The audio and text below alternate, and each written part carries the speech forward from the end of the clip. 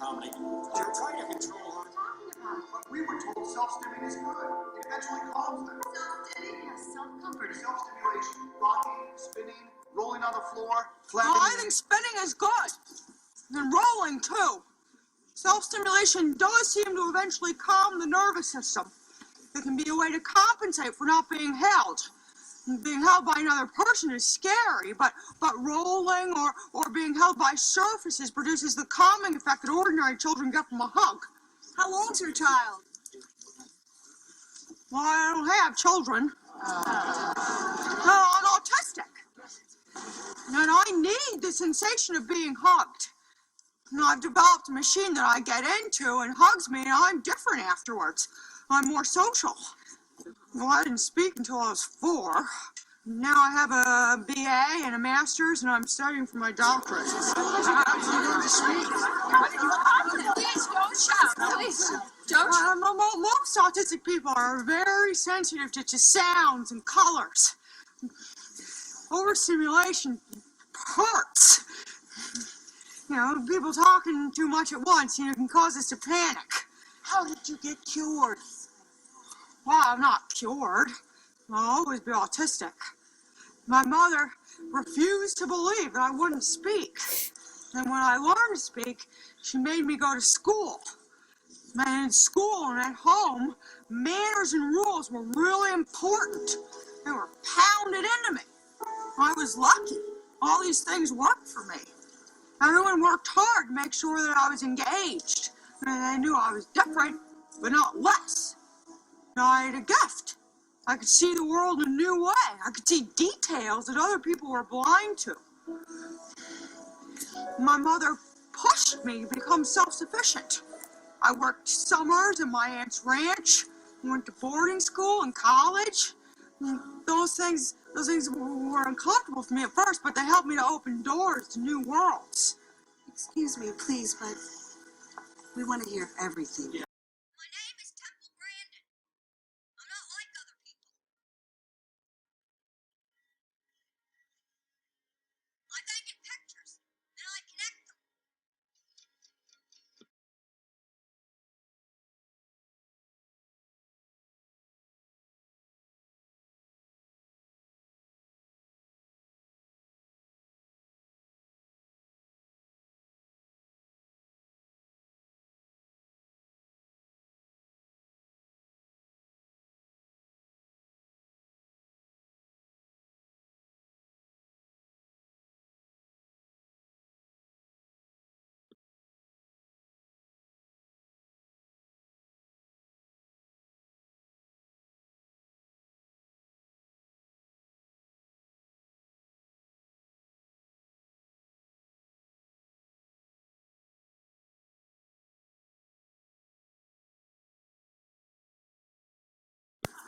But one of the things that really worries me is where's the younger version of those kids going today? They're not ending up in Silicon Valley where they belong.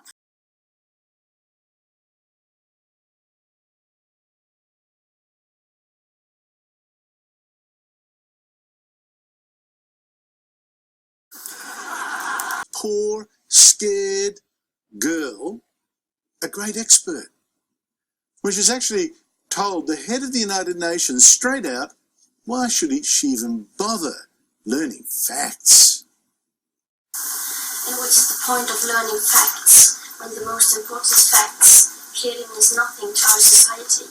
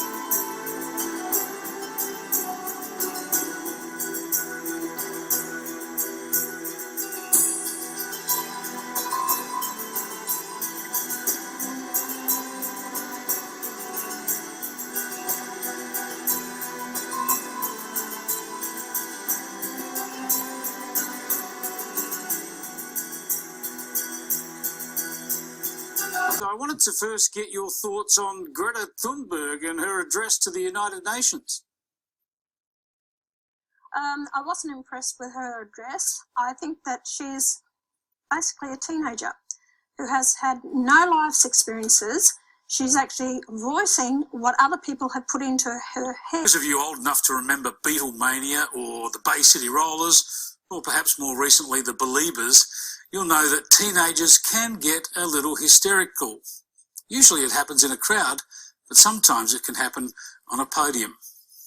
You have stolen my dreams and my childhood. We all know about the emotion. We all understand that people should be concerned about the planet, but the picture that she portrays is a planet where people are dying already, where there is doom and gloom, where the planet will be lost in 10 years. Is there any basis, in fact, for her style of alarmism?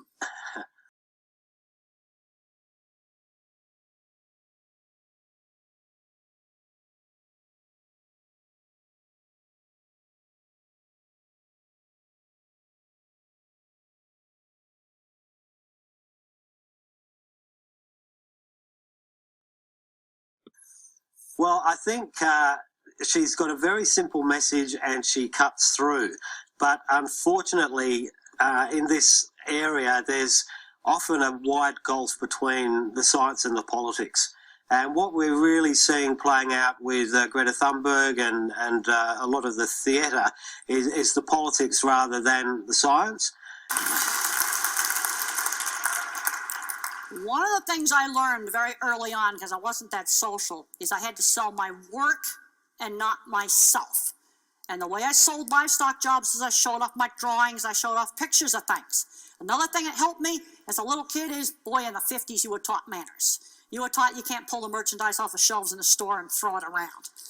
Now, when kids get to be in 3rd or 4th grade, you might see that this kid's going to be a visual thinker, drawing in perspective. Now, I want to emphasize that not every autistic kid is going to be a visual thinker.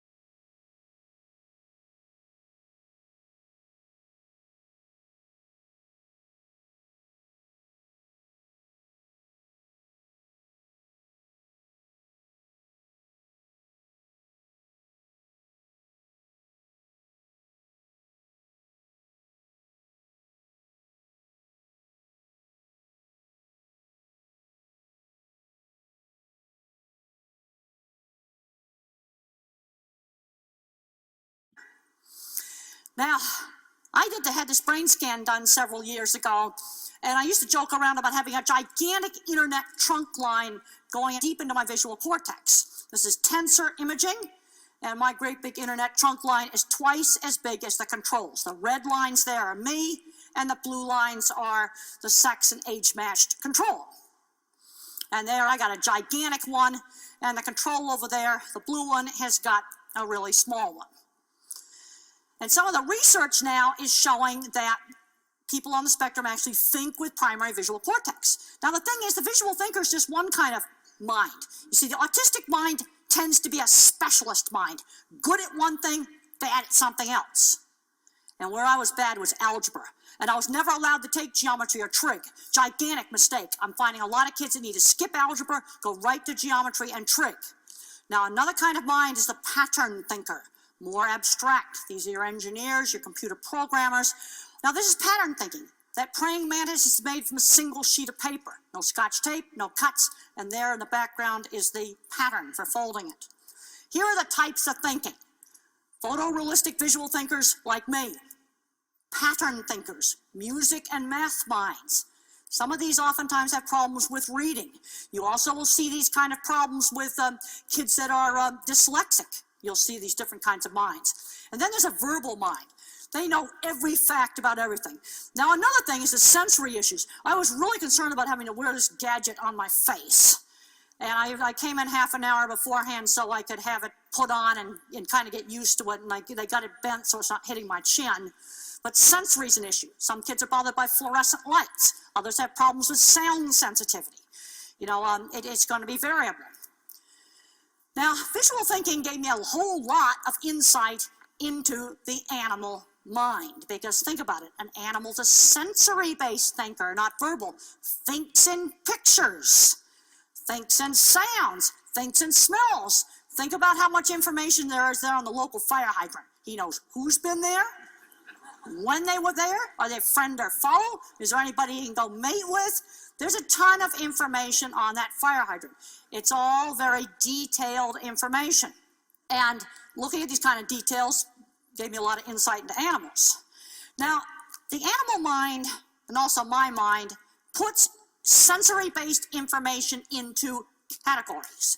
Man on a horse and a man on the ground, that is viewed as two totally different things. You can have a horse that's been abused by a rider. They'll be absolutely fine with the veterinarian and with the horseshoer, but you can't ride him. You have another horse where maybe the horseshoer beat him up, and he'll be terrible for anything on the ground with the veterinarian, but a person can ride him. Cattle are the same way. Man on a horse, a man on foot, they're two different things. You see, it's a different picture. So I want you to think about just how specific this is. Now, this ability to put information into categories, I find a lot of people are not very good at this. Like when I'm out troubleshooting with equipment or problems with something in a plant, they don't seem to be able to figure out, do I have a training people issue or do I have something wrong with the equipment? In other words, categorize equipment problem from a people problem. I find a lot of people have difficulty doing that.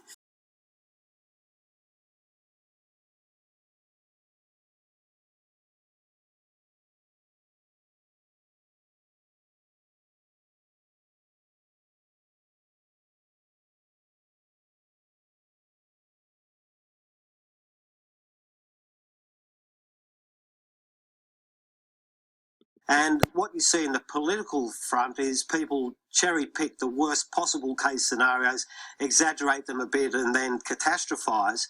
And that's certainly what Greta Thunberg has done and how she's based her message. And again, you know, there's one really obvious sign that global warming isn't now a science at all. It's a religion. And the sign is this. Anyone can now say any nonsense, any obvious untruth about global warming being a menace, the worst thing ever, run for the hills. And guess what? It doesn't matter.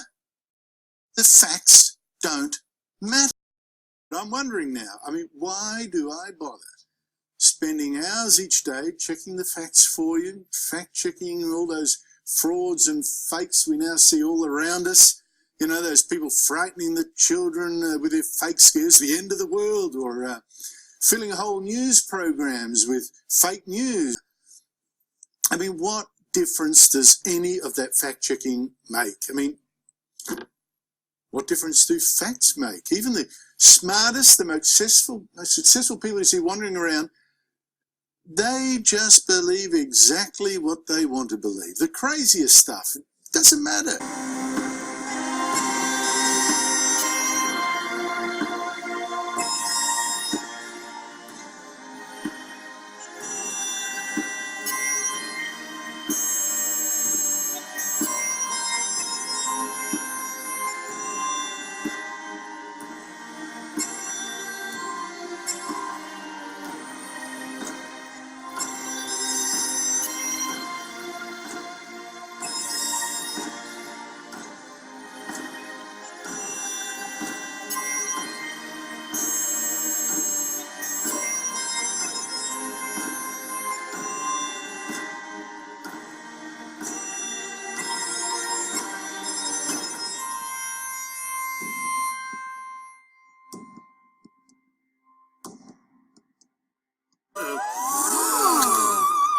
We've left Earth's atmosphere.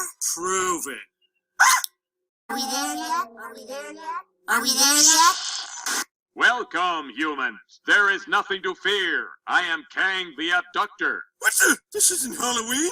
Are we truly in space? And if so, why? All will be revealed in time, unsuspecting human. I mean, sometimes that is now so obvious, it's funny. You got to laugh. I mean, look, we even have super intelligent people seeing in Greta Thunberg a global warming prophet. I mean, they're global warming messiah. when she's in fact a 16-year-old girl who doesn't go to school, who has Asperger's syndrome. She's got a whole range of serious anxiety problems, like selective mutism, for instance. Won't talk, though that's not much obvious lately. And they see in this poor, scared girl a great expert, when she's actually told the head of the United Nations straight out, why should she even bother learning facts? And what's the point of learning facts when the most important facts, killing is nothing to our society?